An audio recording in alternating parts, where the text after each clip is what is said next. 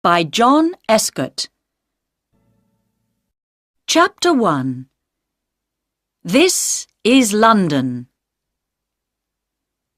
Every year, more than 9 million people come from countries all over the world to visit London. They go to the theatres and museums. They look at interesting old buildings, many of them hundreds of years old. They sit or walk in the beautiful parks, or have a drink in a pub. They go to Oxford Street to look at the shops, or to Harrods. 2 million visitors go to the Tower of London. 1 million more go to see St. Paul's Cathedral. Yes, London is a big and beautiful city, with lots to see and do. But how did it all begin?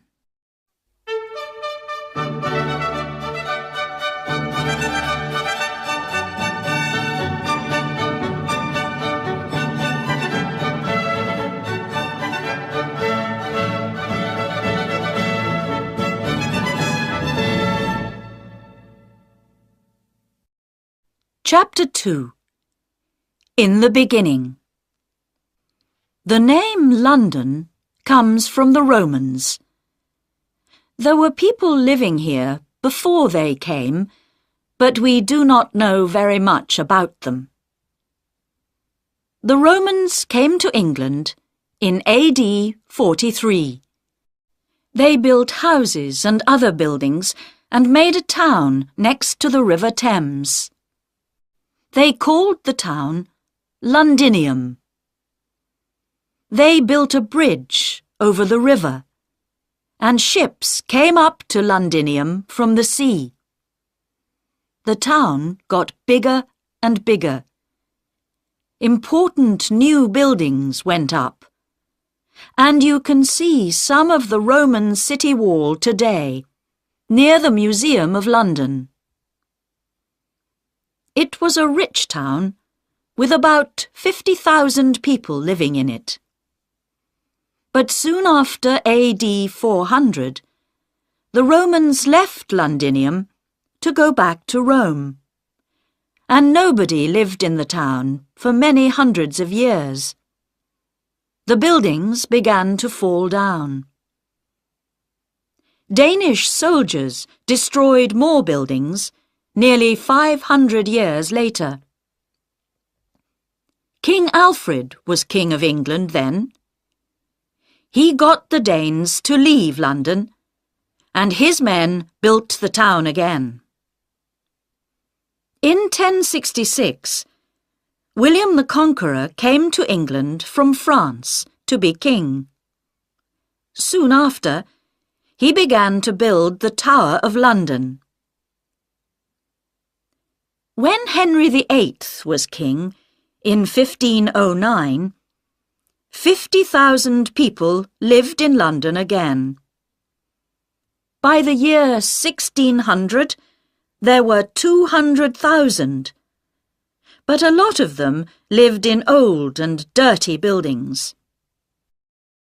In 1665, 100,000 people died from an illness called the plague. This was called the Year of the Great Plague. A year later, in 1666, there was a big fire, the Fire of London. It began in a house in Pudding Lane, near London Bridge. More than 250,000 Londoners lost their homes in the fire. It destroyed St. Paul's Cathedral and 88 other churches. But the fire also destroyed most of the worst old buildings, and the new houses that went up after this were better for people to live in. A new St. Paul's Cathedral was built between 1675 and 1711. By 1881, more than 3 million people lived in London. Today, more than 6 million people live here. There were 8 million in the 1960s, but in the 1970s and 1980s, people moved out of the centre of London.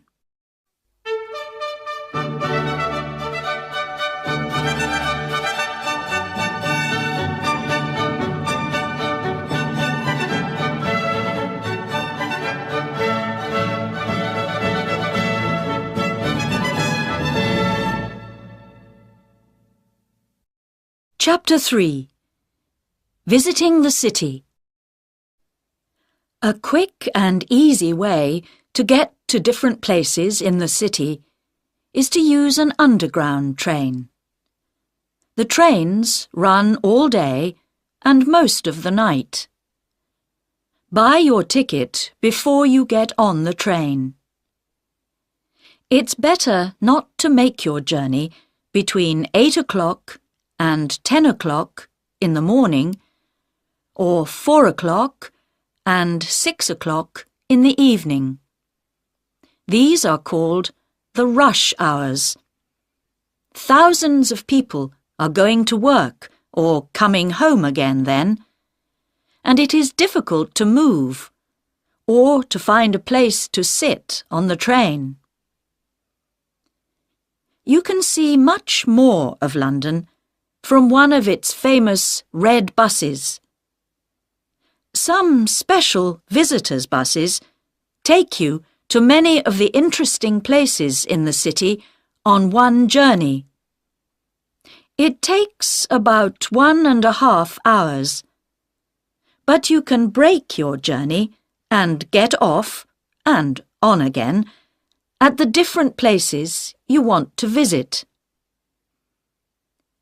London taxis are called black cabs. Most of them are black, but some are not.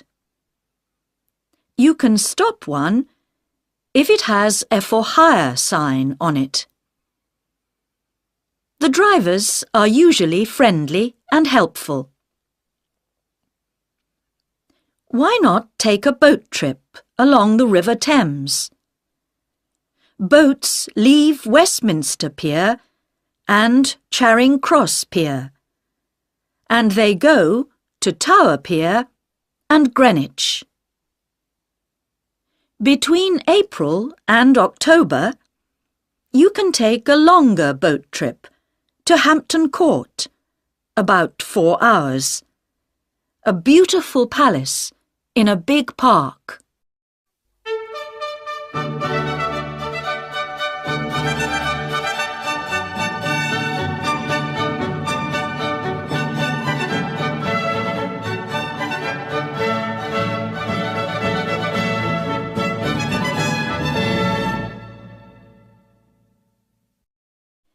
Chapter 4. Some places to go. The Queen has her London home at Buckingham Palace. It is at the end of the Mall, a long road that begins at Trafalgar Square. At 11:30 most mornings, the soldiers at Buckingham Palace change the guard. It takes about 30 minutes, and hundreds of visitors come to watch. And in August and September, you can usually visit some of the rooms in the palace. But there are always lots of people coming to see them, so be ready to wait. You can also visit the Royal Mews at the palace. This is the home of the Queen's horses and coaches. The Queen's Gallery is also at the palace, and you can visit it at most times of the year. Here you can see pictures from all over the world. The Tower of London is now a museum and one of London's most famous buildings. More than 2 million people visit it every year. Yeoman warders, also called beefeaters, tell them all about the tower. You can see the crown jewels and visit the Bloody Tower and the White Tower. Or take a walk round the wall and perhaps see one of the tower's famous black birds, the ravens. Tower Bridge is near the Tower of London. It is one of the most famous bridges in the city and first opened in 1894. St. Paul's Cathedral is not far away, on Ludgate Hill. It was built by Sir Christopher Wren after the Fire of London. Wren built more than 50 London churches. Visitors can go up to the Golden Gallery to look across London.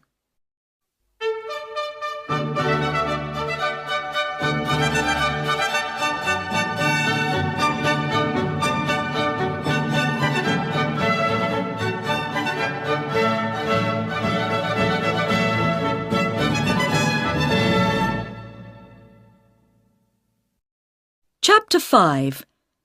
Westminster. Westminster Abbey is more than 900 years old and is a very famous London church. After William the Conqueror, every king and queen of England was crowned king or queen here. The Houses of Parliament are near Westminster Abbey. This is the home of the British government. The clock high up on the building is called Big Ben. The Prime Minister, the head of the British government, lives at 10 Downing Street. Walk along Parliament Street to Whitehall, past the government buildings, and you can see the little street on your left. Parks and gardens. When you are tired of looking at buildings, you can sit or walk in one of London's beautiful parks. Hyde Park has a lake in the middle called the Serpentine, and you can take a boat out on the water. It is a good place to get away from the crowds and the noise of the city. You can listen to the speakers at Speaker's Corner near Marble Arch. People from all over the world come and speak here. You can ask a speaker some difficult questions if you like, or you can stand on a box and speak to some of the listeners. Kensington Gardens is next to Hyde Park. Here you can see the statue of Peter Pan, the famous boy in the children's story Peter Pan by J.M. Barrie. Regent's Park is the home of London Zoo. The zoo has thousands of birds and animals from all over the world. There is also a theatre in the park. On a summer's evening, you can sit out under the night sky and watch a play by William Shakespeare, England's most famous writer. St. James's Park is next to the Mall. It is smaller, but many people think it is more beautiful.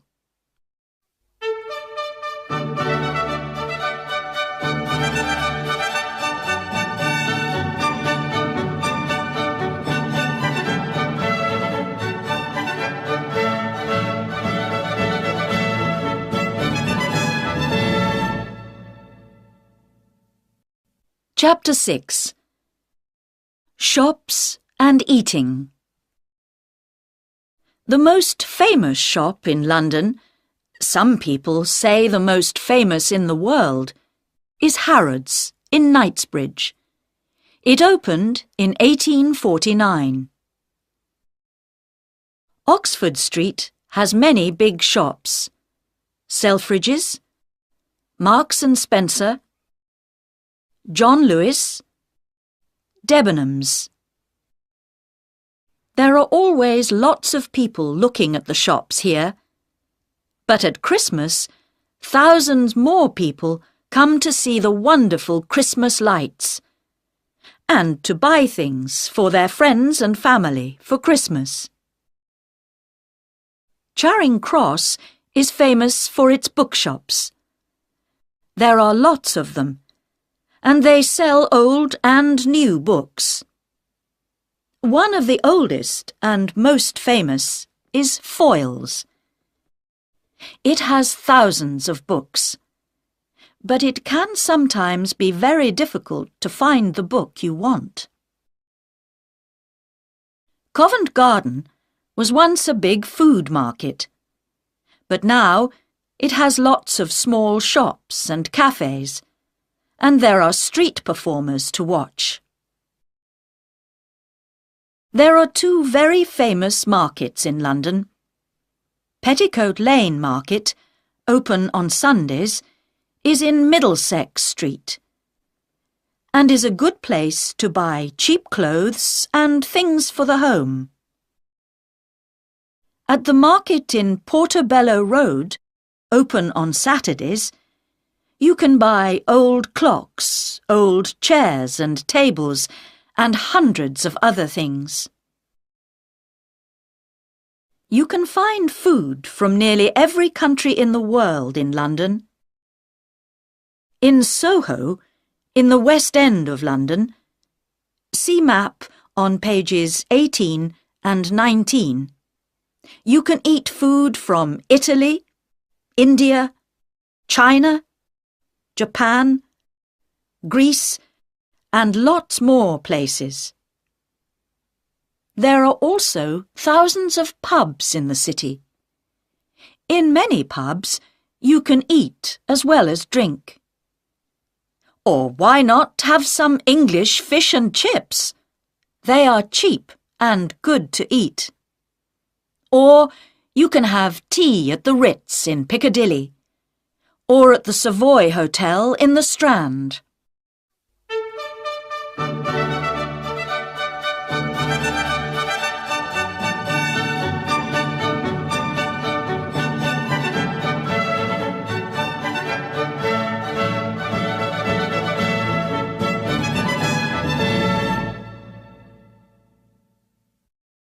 Chapter 7.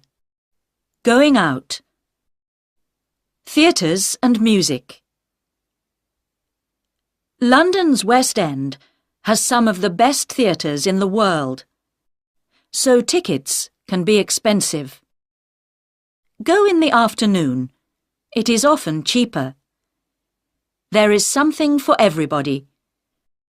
From a play by the Royal Shakespeare Company at the Barbican Theatre to Agatha Christie's The Mousetrap. This play began in 1952, and thousands of visitors see it every year. There are lots of cinemas to visit. The most expensive are in the West End, but you can sometimes get cheap tickets on Mondays. You can hear wonderful music and singing from all over the world at the Royal Opera House in Covent Garden, the Royal Albert Hall in Kensington Gore, the London Coliseum in St Martin's Lane, and the Barbican Centre, Silk Street. For ballet, go to the Sadler's Wells Theatre in Rosebery Avenue, or to the Royal Opera House. To get cheap tickets, buy them an hour or two before it begins. Do you like to listen to jazz musicians?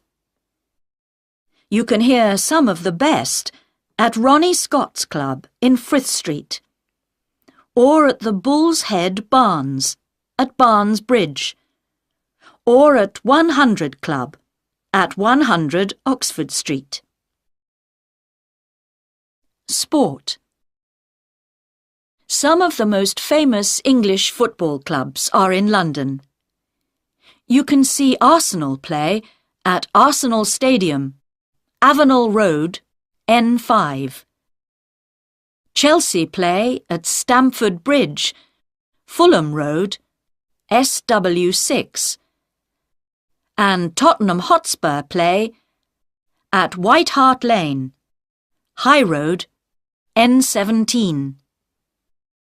To watch the very English game of cricket, go to Lord's Cricket Ground in St John's Wood, NW8. This is the home of cricket for most English people.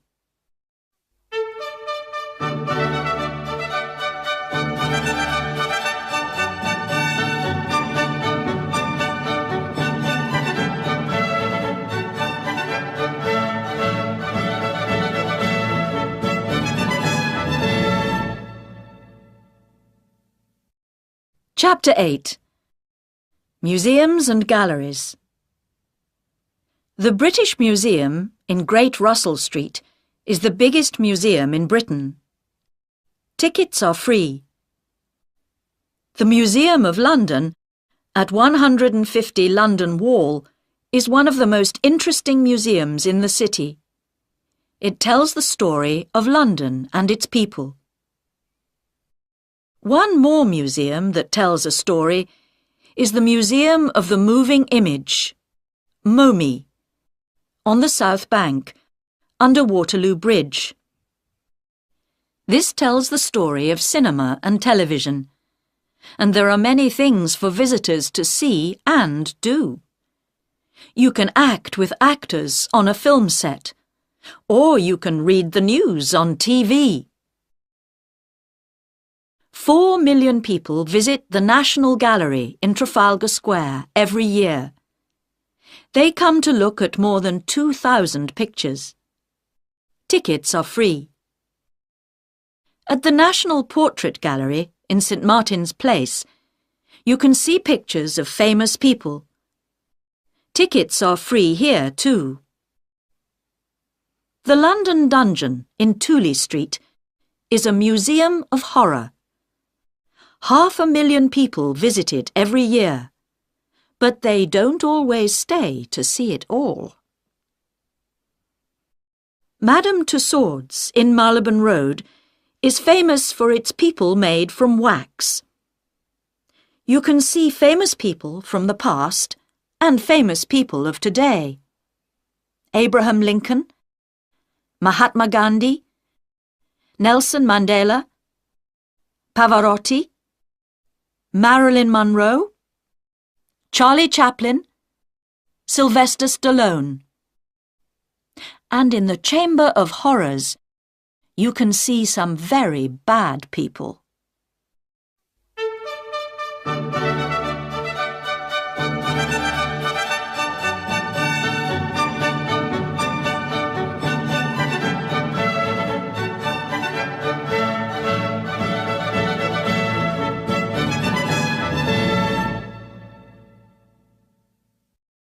Chapter 9. Places and Parades. The City. Londoners often talk about the city.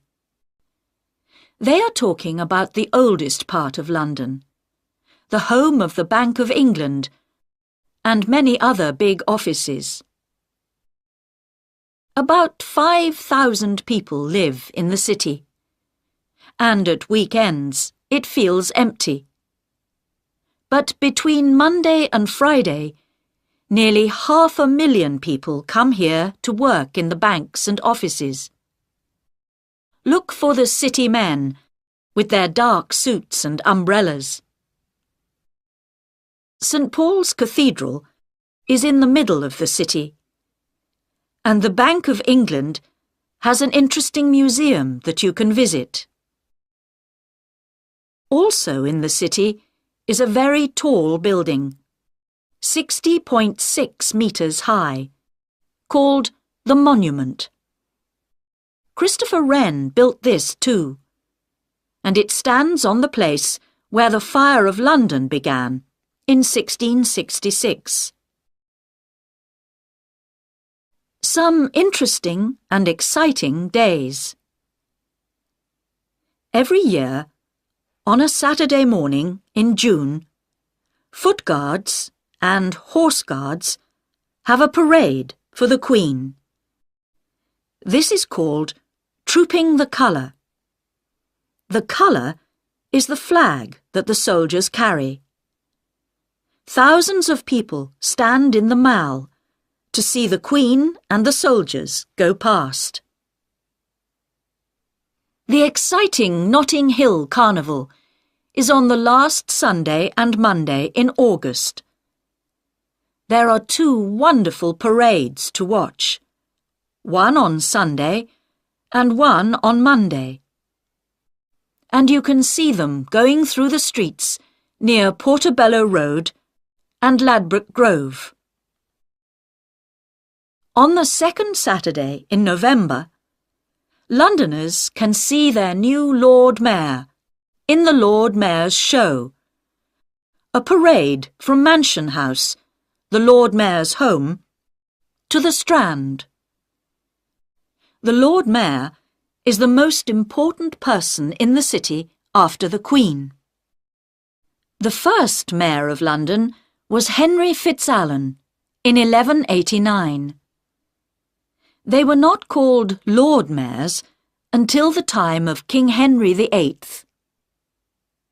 Big red buses, London policemen, Buckingham Palace, Speaker's Corner, Big Ben, Notting Hill Carnival.